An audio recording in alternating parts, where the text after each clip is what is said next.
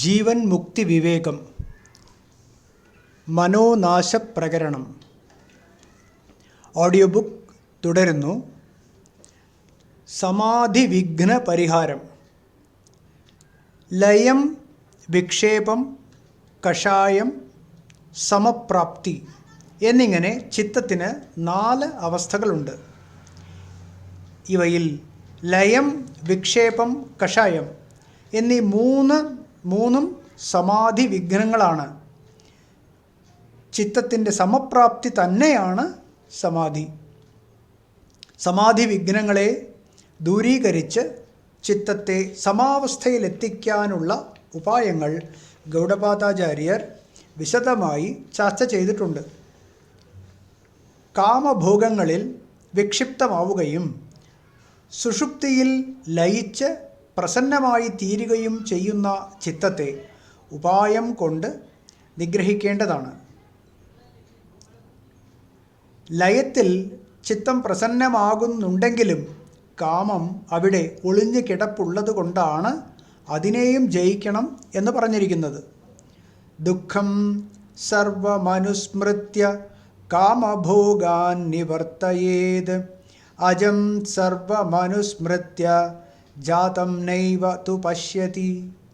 തുടർന്നു വരുന്ന ദുഃഖത്തെ ഓർമ്മിച്ച് ചിത്തത്തെ ലൗകിക സുഖഭോഗങ്ങളിൽ നിന്നും പിന്തിരിപ്പിക്കണം. എല്ലാം ബ്രഹ്മസ്വരൂപമാണെന്ന് ഓർമ്മിച്ച് ജനിച്ചു മരിക്കുന്ന ദൃശ്യപദാർത്ഥങ്ങളിൽ ഭ്രമിക്കാതിരിക്കണം. ലയേ സംബാധയേ ചിത്തം വിക്ഷിപ്തം ശമയേത് പുനഃ സ കഷായം വിജാനീയാത് സമപ്രാപ്തം ന ചാലയേത്.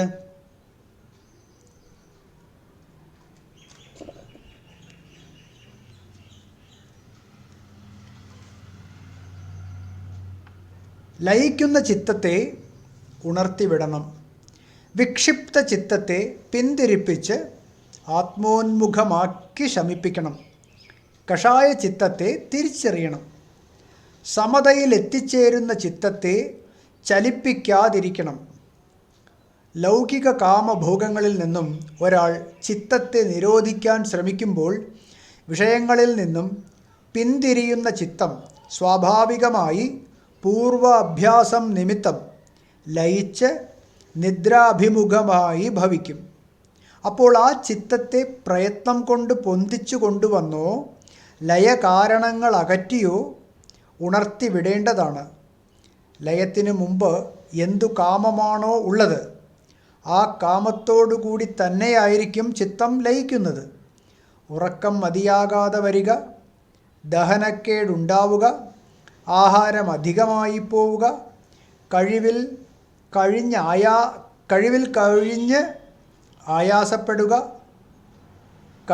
കഴിഞ്ഞ് ആയാസപ്പെടുക എന്നിവയൊക്കെയാണ് ചിത്തലയത്തിനുള്ള കാരണങ്ങൾ. അതുകൊണ്ട് ഒരു സാധകൻ മേൽപ്പറഞ്ഞ കാര്യങ്ങൾ ശ്രദ്ധിക്കേണ്ടതാണ്. ആവശ്യത്തിന് മതിയാവോളം ഉറങ്ങണം. ഉറക്കമിളച്ച് ക്ലേശിക്കാൻ പാടില്ല എന്നർത്ഥം. നല്ലവണ്ണം ദഹിച്ചു കിട്ടത്തക്കവണ്ണം ആഹാരം ക്രമപ്പെടുത്തി കഴിക്കണം. കഴിവിൽ കഴിഞ്ഞ് ശരീരത്തെ ആയാസപ്പെടുത്തരുത്. വലിയ തടസ്സങ്ങളൊന്നുമില്ലാത്ത ഏകാന്ത സ്ഥലത്ത് കഴിച്ചു കൂട്ടണം. ലോകസുഖങ്ങളിൽ തൃഷ്ണ ഉപേക്ഷിക്കണം. താൻ അഭ്യസിച്ച രീതിയിൽ പ്രാണായാമം ശീലിക്കുകയും വേണം. ഇങ്ങനെയൊക്കെ ആയാലും ചിലപ്പോൾ ചിത്തം ധ്യാനവേളയിൽ ലയോന്മുഖമായി വരാം. അപ്പോഴൊക്കെ ഈശ്വരനാമങ്ങൾ ഉറക്കെ ഉച്ചരിച്ചോ എണീറ്റു നടന്നോ സ്വാധ്യായം ചെയ്തോ ചിത്തത്തെ ഉണർത്തിക്കൊണ്ടു വരേണ്ടതാണ്. ഉണർന്നു വർത്തിക്കുന്ന ചിത്തത്തെയാണ് ബോധപൂർവം നിരോധിച്ച് ആത്മാനുഭവത്തിന് പാകപ്പെടുത്തേണ്ടത്. ചിലപ്പോൾ ഉണർന്നിരിക്കുന്ന ചിത്തം ശക്തിയായി കാമഭോഗങ്ങൾക്ക് കൊതിച്ചു എന്ന് വരാം. സംസാര ദുഃഖങ്ങൾ വിവേകികൾക്ക് പ്രസിദ്ധങ്ങളാണല്ലോ. ജന്മം, മൃത്യു, ജര, വ്യാധി എന്നിത്യാദി ദുഃഖങ്ങളെക്കുറിച്ച് ഓർമ്മിച്ചാൽ ചിത്തം കാമഭോഗ തൃഷ്ണയിൽ നിന്നും പിന്തിരിയും. അതുപോലെ വസ്തു ഒന്നേ ഉള്ളൂ എന്നും ഇക്കാണുന്നതൊക്കെ അതിലെ പ്രതിഭാസങ്ങൾ മാത്രമാണ് എന്നും ശാസ്ത്രം തെളിയിച്ചു തന്നിട്ടുണ്ട്. അതുകൊണ്ട് എല്ലാം ബ്രഹ്മമയമായി കണ്ട് ബ്രഹ്മാനുസ്മരണം നിലനിർത്താനും ചിത്തത്തെ പഠിപ്പിക്കണം. നിരന്തര ബ്രഹ്മാനുസ്മരണം കൊണ്ടും ചിത്തം കാമഭോഗങ്ങളിൽ നിന്നും പിന്തിരിഞ്ഞു വരും. തീവ്രമായ ഒരു ചിത്തദോഷമാണ് കഷായസ്ഥിതി. തീവ്രങ്ങളായ രാഗദ്വേഷവാസനകൾ കൊണ്ട് നിറഞ്ഞ ചിത്തം ചിലപ്പോൾ ലയമോ വിക്ഷേപമോ കൂടാതെ ദുഃഖനിമഗ്നമായി വൈരാഗ്യം പ്രാപിച്ച് ഏകാഗ്രപ്പെട്ട പോലെ സ്ഥിതി ചെയ്യും. ഇതാണ് ചിത്തത്തിൻ്റെ കഷായസ്ഥിതി. തീവ്രമായ ഒരു ചിത്തദോഷമാണ് കഷായസ്ഥിതി. തീവ്രങ്ങളായ രാഗദ്വേഷവാസനകൾ കൊണ്ട് നിറഞ്ഞ ചിത്തം ചിലപ്പോൾ ലയമോ വിക്ഷേപമോ കൂടാതെ ദുഃഖനിമഗ്നമായി വൈരാഗ്യം പ്രാപിച്ച് ഏകാഗ്രപ്പെട്ട പോലെ സ്ഥിതി ചെയ്യും. ഇതാണ് ചിത്തത്തിൻ്റെ കഷായസ്ഥിതി. ഈ ചിത്തസ്ഥിതി ബുദ്ധിയുള്ളയാൾ തിരിച്ചറിയേണ്ടതാണ്. വസ്തുബോധം കെട്ടുപശമിച്ച ചിത്തമല്ല ഇത് എന്ന് വിവേകി തിരിച്ചറിയണം. വസ്തുബോധം കൊണ്ട് ഉപശമിച്ച ചിത്തമല്ല ഈ കഷായസ്ഥിതി എന്ന് വിവേകി തിരിച്ചറിയണം. എന്നിട്ട് ലയവിക്ഷേപങ്ങളെ അകറ്റാൻ യത്നിച്ച പോലെ കഷായസ്ഥിതിയെയും അകറ്റാൻ യത്നിക്കണം. സമശബ്ദം ബ്രഹ്മവാചകമാണ്. ചിത്തത്തിൻ്റെ സമസ്ഥിതി തന്നെയാണ് ബ്രഹ്മനിഷ്ഠ. സർവേശ്വരൻ എല്ലാ ഭൂതങ്ങളിലും സമനിലയിൽ വർത്തിക്കുന്നു എന്ന് ഗീത വെളിപ്പെടുത്തിയിട്ടുണ്ടല്ലോ.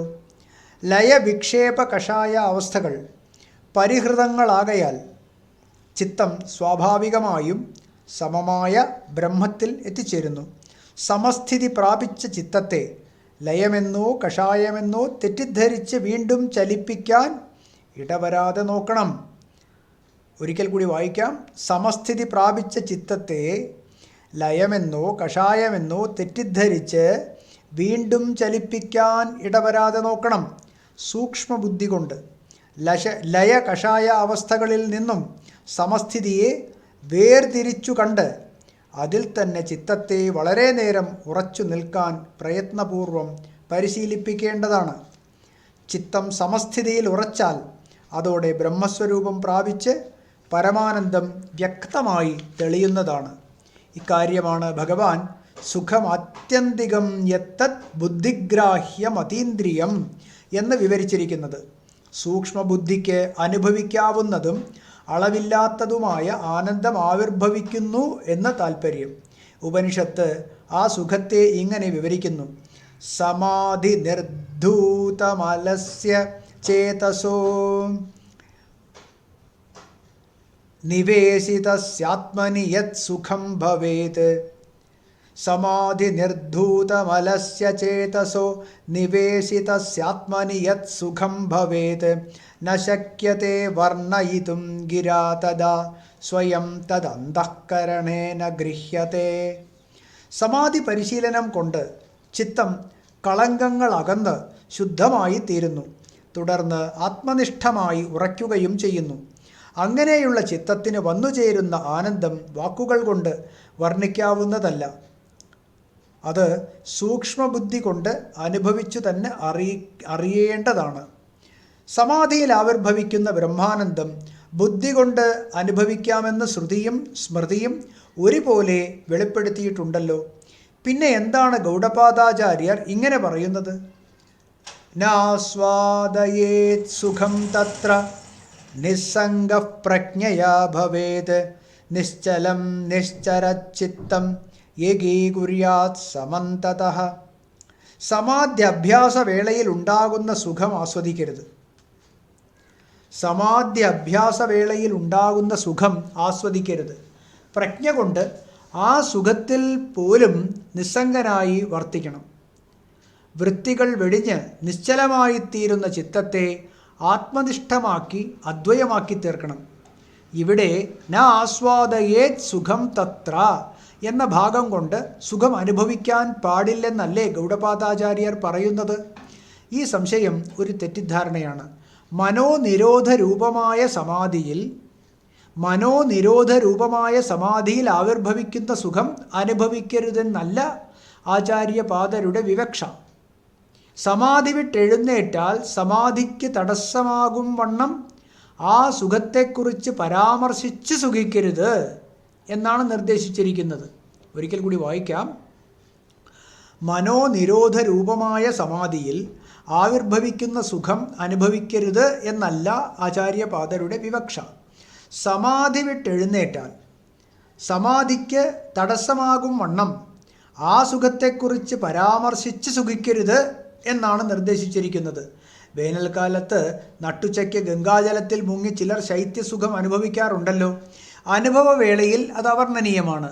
എങ്കിലും ചിലർ കരയ്ക്കു കയറി അത് വിവരിക്കാൻ യത്നിക്കാറുണ്ട്. ഗാഠനിദ്രയിൽ അതിസൂക്ഷ്മങ്ങളായ അവിദ്യാവൃത്തികളിൽ സ്വരൂപാനന്ദം അനുഭവിക്കാൻ കഴിയുന്നു. എന്നാൽ അത് അനുഭവവേളയിൽ സങ്കല്പാത്മകമായ അന്ധഃകരണ വൃത്തി കൊണ്ട് ഗ്രഹിക്കാൻ കഴിയുന്നില്ല. ഉണർന്നു വരുമ്പോൾ സ്പഷ്ടമായി സ്മരിച്ച് പരാമർശിക്കാൻ വിഷമമൊന്നുമില്ല. അതുപോലെ സമാധിയിൽ വൃത്തിരഹിതമോ സംസ്കാരമാത്രമായി ശേഷിക്കുന്നതുകൊണ്ട് സൂക്ഷ്മമോ ആയ ചിത്തത്തിൽ ആനന്ദ അനുഭവമുണ്ടാകുന്നു എന്നത് ശ്രുതിക്കും സ്മൃതിക്കും സമ്മതം തന്നെയാണ്. ഞാൻ അതിരറ്റ സമാധി സുഖം അനുഭവിച്ചു എന്നിങ്ങനെ സമാധി വിട്ടുണരുന്നയാൾ സങ്കല്പപൂർവം ആ സുഖത്തെ പരാമർശിക്കുന്നതാണ് ആസ്വാദനം. ഈ ആസ്വാദനത്തെയാണ് ആചാര്യൻ പ്രതിഷേധിക്കുന്നത്. തൻ്റെ ആശയം ഇതാണെന്ന് സ്പഷ്ടമാക്കാൻ വേണ്ടിയാണ് പ്രജ്ഞ കൊണ്ട് ആ സുഖത്തിൽ നിസ്സംഗനായി വർത്തിക്കണം എന്ന് തുടർന്ന് പ്രസ്താവിച്ചിരിക്കുന്നത്. സങ്കല്പത്തിന് വിശേഷിച്ചു പ്രാധാന്യം നൽകുന്ന ജ്ഞാനമാണ് പ്രജ്ഞ. ആ പ്രജ്ഞയോട് സങ്കൽപ്പെടരുത് എന്ന് ചുരുക്കം. അഥവാ നേരത്തെ പറഞ്ഞ ധൃതി ഗൃഹീതയായ ബുദ്ധിയാണ് പ്രജ്ഞ. ആ ബുദ്ധി ഉപയോഗിച്ച് സമാധി സുഖത്തെ ആസ്വദിക്കുക, വർണ്ണിക്കുക തുടങ്ങി ആസക്തി ഹേതുകങ്ങളായ വ്യാപാരങ്ങൾ വർജിക്കേണ്ടതാണെന്ന് താൽപ്പര്യം. നിശ്ചലത്തായ ചിത്തത്തെ നിശ്ചലമായി ഏകീകരിക്കണം. സമാധിയിലെ ബ്രഹ്മാനന്ദത്തിൽ നിമഗ്നമാകുന്ന ചിത്തം ചിലപ്പോൾ ആ സുഖത്തെ പരാമർശിച്ചാസ്വദിക്കാനോ ഈച്ച, കൊതുക് തുടങ്ങിയ ജീവികളുടെ ഉപദ്രവം നിമിത്തമോ സമാധി വിട്ട് ചലിക്കാൻ തുടങ്ങിയെന്നു വരാം. ഇതാണ് ചിത്തത്തിൻ്റെ നിശ്ചരണം. ഇങ്ങനെ നിശ്ചലത്താകുന്ന ചിത്തത്തെ വീണ്ടും വീണ്ടും നിശ്ചലമാക്കി ബ്രഹ്മാനന്ദത്തോട് ഏകീഭവിപ്പിക്കേണ്ടതാണ്. നിരോധ പ്രയത്നം തന്നെയാണ് ഇവിടെയും ഉപായം. ഇങ്ങനെ ഏകീഭവിക്കുന്ന ചിത്തത്തെ തന്നെയാണ് ആചാര്യൻ യദാ ന ലീയത്തെ ചിത്തം ന ച വിക്ഷിപ്യത്തെ പുനഃ അനാഭാസം നിഷ്പന്നം ബ്രഹ്മ തത്തദാ എന്ന് വിവരിച്ചിരിക്കുന്നത്. ചിത്തം ലയിക്കാതെയോ വിക്ഷിപ്തമാകാതെയോ അനിങ്കനമായും അനാഭാസമായും വർത്തിക്കുന്നത് തന്നെയാണ് ബ്രഹ്മപ്രാപ്തി. അനിങ്കനം എന്നതിന് നിശ്ചലം എന്നർത്ഥം. കഷായാവസ്ഥയും സുഖ ആസ്വാദനാവസ്ഥയും വിട്ടൊഴിഞ്ഞ ചിത്തമാണ് യഥാക്രമം അനിങ്കനവും അനാഭാസവുമായി തീരുന്നത്. ലയവിക്ഷേപ കഷായ സുഖ ആസ്വാദ അവസ്ഥകളെ പൂർണ്ണമായി ഒഴിച്ചുമാറ്റിയ ചിത്തം ഇടതടവില്ലാതെ ബ്രഹ്മനിഷ്ഠമായി ഭവിക്കുന്നു. ഇക്കാര്യമാണ് കഠോപനിഷത്ത് 2 മന്ത്രങ്ങൾ കൊണ്ട് ഇങ്ങനെ വിവരിച്ചിരിക്കുന്നത്. യഥാ പഞ്ചാവതിഷ്ഠന്തേ ജ്ഞാനാനി മനസാ സഹ ബുദ്ധിശ്ച ന വിചേഷ്ടതി തമാഹുഃ പരമാം ഗതിം. പഞ്ചേന്ദ്രിയങ്ങൾ ബാഹ്യവിഷയങ്ങളെ ഉപേക്ഷിച്ച് അന്തർമുഖങ്ങളായി സങ്കല്പാത്മകമായ മനസ്സിനെയും കൂട്ടി ആത്മാവിൽ തന്നെ സ്ഥിരമായി ഉറയ്ക്കുന്നു. നിശ്ചയാത്മകയായ ബുദ്ധിയും സ്വവ്യാപാരം വെടിഞ്ഞ് ആത്മാവിൽ ഏകീഭവിക്കുന്നു. ഇതുതന്നെയാണ് പരമമായ സത്യപ്രാപ്തി. ഒരിക്കൽ കൂടി വായിക്കാം. പഞ്ചേന്ദ്രിയങ്ങൾ ബാഹ്യവിഷയങ്ങളെ ഉപേക്ഷിച്ച് അന്തർമുഖങ്ങളായി സങ്കല്പാത്മകമായ മനസ്സിനെയും കൂട്ടി ആത്മാവിൽ തന്നെ സ്ഥിരമായി ഉറയ്ക്കുന്നു. നിശ്ചയാത്മകയായ ബുദ്ധിയും സ്വവ്യാപാരം വെടിഞ്ഞ് ആത്മാവിൽ ഏകീഭവിക്കുന്നു. ഇതുതന്നെയാണ് പരമമായ സത്യപ്രാപ്തി. താം യോഗമിതി മന്യന്തെ സ്ഥിരാമിന്ദ്രിയധാരണാം അപ്രമത്തസ്തദാ ഭവതി യോഗോ ഹി പ്രഭവാപ്യയൗ. ബാഹ്യേന്ദ്രിയങ്ങളെയും അന്തഃകരണത്തെയും വിട്ടുപോകാതെ ആത്മാവിൽ തന്നെ ഉറപ്പിച്ചു നിർത്തുന്നതാണ് യോഗം. സമാധിയിൽ നിന്നും മനസ്സും ഇന്ദ്രിയങ്ങളും മാറിപ്പോകുന്നതാണ് പ്രമാദം. യോഗം വന്നുചേരാവുന്നതും വിട്ടുപോകാവുന്നതുമാണ്. യോഗരുരുക്ഷു പ്രമാദം പറ്റാതെ സദാ ഉണർന്നു വർത്തിക്കേണ്ടതാണ്. യോഗാരൂഢന് അപ്രമാദം സ്വതസിദ്ധമായും ഭവിക്കുന്നു. യോഗ പരിശീലനം ഉപേക്ഷിച്ചാൽ ഇന്ദ്രിയവൃത്തികൾ ആവിർഭവിക്കും. ഇതാണ് പ്രഭവം. യോഗം അഭ്യസിച്ചാൽ ഇന്ദ്രിയവൃത്തികൾ ലയിക്കും. ഇതാണ് അപ്യയം അഥവാ ലയം. ഇവ രണ്ടും യോഗപ്രമാദങ്ങളാണ്. അതുകൊണ്ടാണ് യോഗസ്വരൂപത്തെ ചിത്തവൃത്തി നിരോധം എന്ന് പതഞ്ജലി നിർവചിച്ചിരിക്കുന്നത്. പ്രഭവാപ്യയങ്ങളെന്ന പ്രമാദങ്ങൾ ഒഴിവാക്കി ബോധപൂർവം ചിത്തവൃത്തികളെ നിരോധിക്കലാണ് യോഗം എന്ന് താൽപ്പര്യം. ഇങ്ങനെ ബാഹ്യേന്ദ്രിയ ചിത്തവൃത്തികളെ നിരോധിച്ച് ആത്മനിഷ്ഠമാക്കി ഉറപ്പിക്കുന്നതു തന്നെയാണ് ബ്രഹ്മസ്ഥിതി. യോഗസിദ്ധിക്രമം ഓഡിയോ ബുക്ക് തുടരുന്നതാണ്.